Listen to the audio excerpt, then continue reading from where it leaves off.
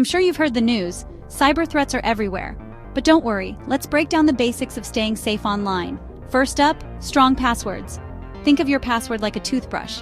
Don't share it, and change it regularly. Use a mix of letters, numbers, and symbols. 1, 2, 3, 4, 5 or password just won't cut it. Next, beware of phishing scams. These are sneaky emails or messages that try to trick you into giving away personal info. If something looks fishy, don't click it. Always double-check the sender's email address and look out for spelling mistakes.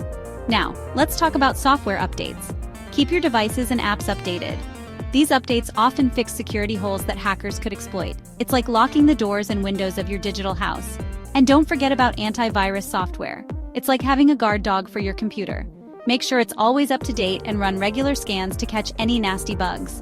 Lastly, be cautious with public Wi-Fi. Avoid doing sensitive activities like online banking on public networks. If you must, use a virtual private network, VPN, to encrypt your data. So, there you have it.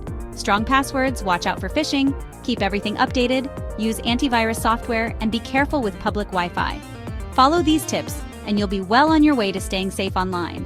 Happy browsing!